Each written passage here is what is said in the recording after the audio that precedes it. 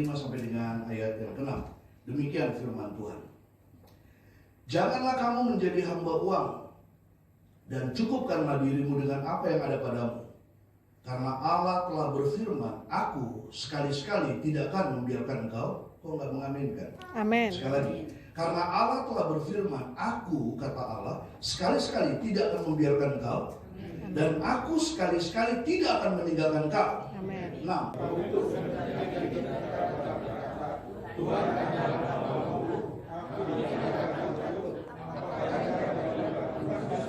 katakan amin. Amin. Silakan duduk Bapak Ibu.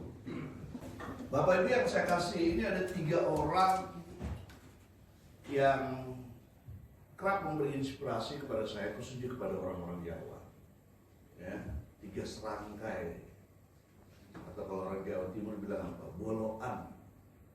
Kalau orang Jogja bilang konco wiking. Mereka selalu bersama-sama bertiga.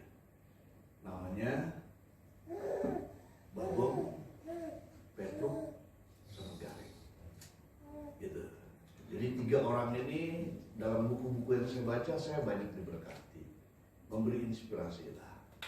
Gitu. Nah, satu hari Garing bertanya kepada 2 kawannya, Petruk sama Bagong. Pertanyaan menarik untuk direnungkan. Dia bertanya, kawan, menurut kalian apa sih kebutuhan utama manusia? Dan kalau manusia mendapatkannya, pasti hidupnya berbahagia. Maksudnya gimana? Ya saya bertanya, apa kebutuhan utama? Utama itu utama. Makan nasi, ya kebutuhan kita. Ya pertanyaannya, apakah Anda menjawab makan nasi itu adalah kebutuhan utama? Jadi dia berkata bahwa kebutuhan utama manusia, ini adalah kebutuhan utama manusia. Dan kalau manusia mendapatkannya, maka hidupnya pasti berbahagia. Garing bertanya seperti itu kepada Bagong dan Petruk. Lalu kemudian Bagong menjawab, kebutuhan utama manusia itu ya tentu adalah harta. Kalau kita punya harta, pasti hidup kita bahagia. Kita punya uang, kita bisa beli apa saja, kita bisa pergi kemana saja. Dengan kata lain, Bagong bilang bahwa harta itu adalah kebutuhan utama manusia. Dan kalau kita punya uang, pasti hidup kita bahagia. Kalau disangka sama Petruk, enggak sih, menurut saya bukan harta. Menurut saya kebutuhan utama manusia yaitu tahta. Kalau kita punya tahta atau kekuasaan, maka uang akan datang dengan sendirinya. Kalau kita punya kuasa, kita bisa suruh orang, kita bisa perintahkan orang. Itulah pentingnya kuasa, makanya manusia ingin berkuasa dan sok kuasa. Apalagi menjelang pemilu. Banyak orang-orang nyalek, pengen jadi gubernur, pengen jadi presiden, pengen jadi prabu, pengen jadi wali kota, pengen jadi bupati. Untuk apa? Untuk mendapatkan kekuasaan. Petruk bilang kalau kita punya kekuasaan, kalau kita punya kuasa, kalau kita punya tahta, hidup kita akan bahagia. Karen bilang, betul juga, tapi bukan itu kebutuhan utama manusia. Kebutuhan utama manusia maka yaitu selamat. Apa gunanya kita punya uang, tapi kemudian kita sakit, itu nggak selamat namanya. Apa gunanya kita punya uang, tapi dokter bilang makan ini nggak boleh, minum ini nggak boleh, ini nggak boleh, ini nggak boleh. Apa gunanya? Walaupun ada uang tapi nggak boleh makan ini, nggak boleh makan itu namanya nggak selamat. Jadi bukan uang, bukan tahta yang paling utama, yaitu selamat. Apalah gunanya kita memiliki kekuasaan, tapi kemudian kita dilengsarkan. Apalah gunanya kita punya uang, lalu kemudian korupsi, kita ditangkap, kita masuk penjara. Itu namanya nggak selamat. Kebutuhan utama manusia itu adalah selamat. Selamat apa? Selamat jiwa, selamat raga, selamat lahir, selamat batin. Selamat apa? Selamat dunia, selamat akhirat. Kita butuh selamat. Makanya banyak orang tua ngasih nama anaknya selamat. Maka banyak perusahaan-perusahaan pakai nama selamat. Banyak toko-toko pakai nama selamat. Karena pada dasarnya selamat itu adalah kebutuhan utama manusia. Bapak Ibu, kalau Anda perhatikan nats yang kita baca tadi, diberi judul oleh Lembaga Alkitab Indonesia, yaitu Nasihat dan Doa Selamat. Dari nats ini kita diajarkan ada 2 rahasia selamat. Kalau Anda memiliki keduanya, maka ada jaminan hidupmu pasti akan selamat. Miliki 2 hal ini, niscaya di tahun 2024 kita akan beroleh selamat. Apa itu? Yang pertama, yaitu jaga hati. Sama-sama katakan jaga hati. Jaga hati. Kompak 3, 2, 1. Anda perhatikan dalam ayat yang kelima. Haleluya. Tuhan mengingatkan umatnya untuk menjaga hati. Dengan cara apa Tuhan mengingatkan? Jagalah hatimu, karena itu kamu jangan menjadi hamba uang. Yang jelas si penulis surat ini adalah seorang rasul Kristus yang memiliki wibawa rasuli, dan dia adalah seorang gembala yang mengetahui kondisi jemaatnya. Bahkan banyak nasihat-nasihatnya yang bersifat pengembalaan. Si penerima surat siapa? Si penerima suratnya adalah orang-orang Ibrani yang merantau. Nah, mereka ini rupanya kerja keras. Akibatnya diberkati Bapak Ibu. Usaha mereka diberkati. Mereka sukses dalam bisnis. Tidak hanya itu, dalam politik juga mereka sukses. Pintar-pintar juga lagi mereka kan. Akhirnya mereka menguasai kerajaan besar Romawi. Nah, rupanya akhirnya hidup mereka jadi berubah. Mereka jadi Helenistis. Helenistis itu apa? Gaya hidup seperti orang Yunani yang konsumtif, yang metropolis, yang pokoknya penampilannya kayak gila. Pergi ke mana, bajunya, gaya hidupnya, ya kan? Yang dulunya Tuhannya mengajarkan untuk hidup sederhana, sekarang mereka jadi lupa diri. Lagi cari uang, cari kaya itu enggak salah. Tapi jangan sampai kita jadi tamak. Jangan sampai kita jadi cinta uang. Makanya di Lukas pasal 12 ayat 15 Tuhan Yesus ingatkan kita apa? Ingatkan, berjaga-jagalah dan waspadalah. Hati-hatilah dengan ketamakan. Manusia bukan hidup dari hartanya. Manusia bukan hidup dari kekayaannya. Kita diingatkan oleh Tuhan. Jadi hari ini Tuhan ingatkan kita, yuk kerja, cari duit.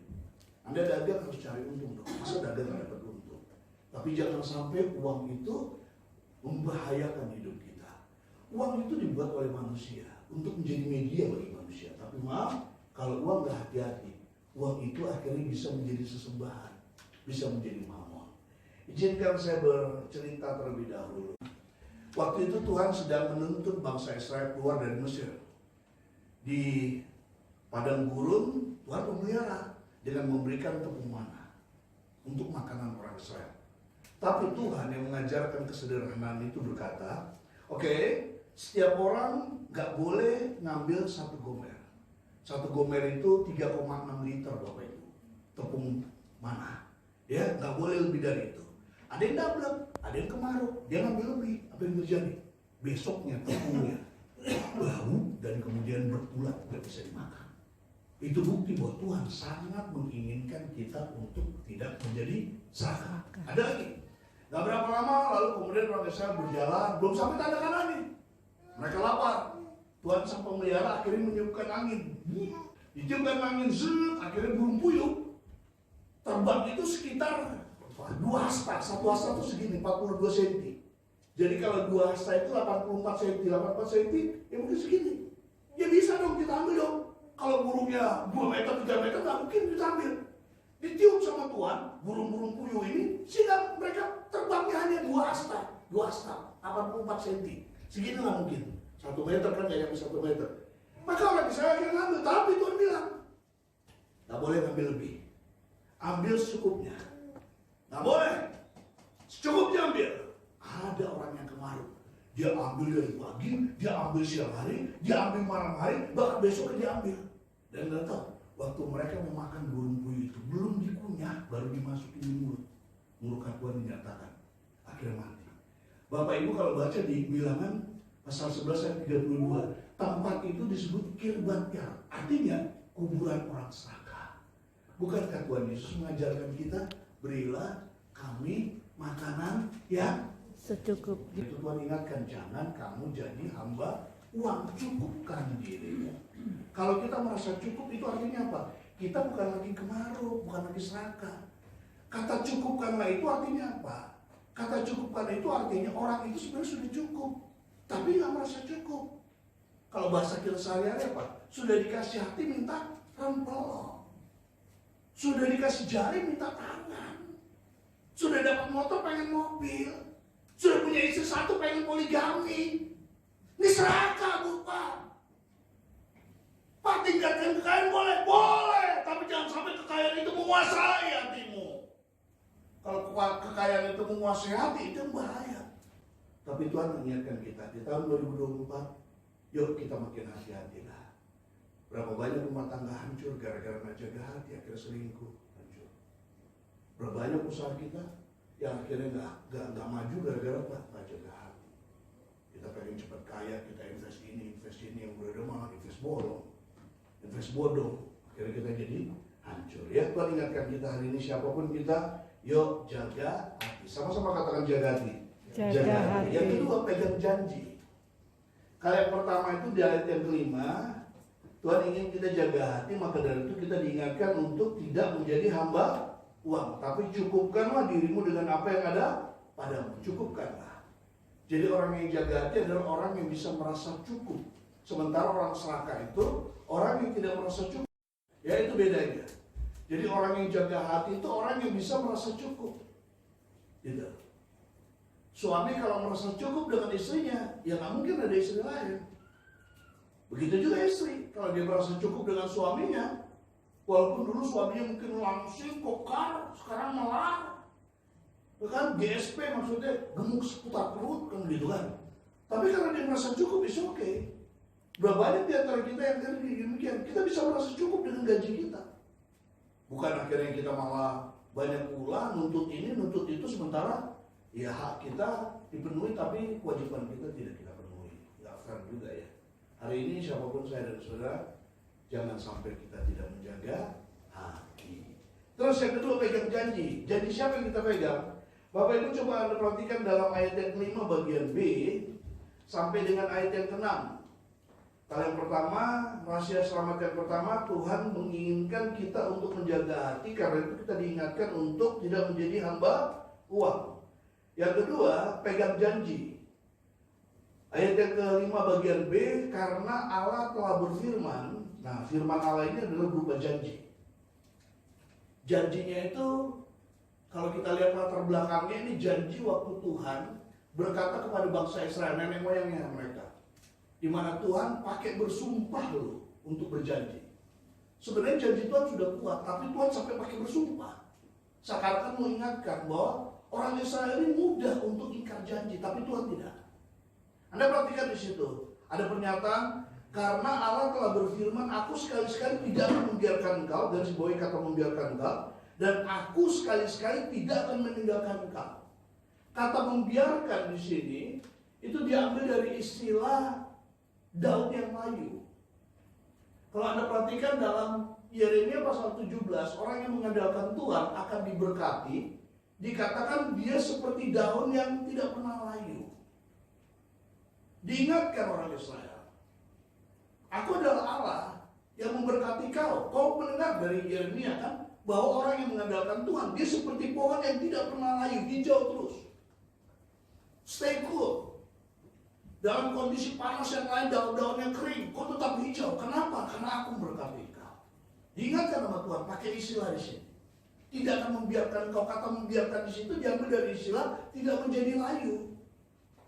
Seakan-akan dikontraskan, orang Israel itu sering kadang-kadang bersungut-sungut, sering mudah layu. Padahal berkatku tidak berkekurangan atas mereka. Tapi aku adalah Allah yang tidak membiarkan kau, tidak akan membuat kau jadi layu. Terus apa lagi? Tidak meninggalkan. Kata meninggalkan di sini diambil dari istilah ingkar janji. Ya, dan orang Israel juga, kau sering ingkar janji kan? Padahal aku sudah buat janji pakai bersumpah, tapi kau ingkar janji. Maka dari itu jangan pernah pegang janji manusia, kau akan kecewa. Peganglah janji Tuhan.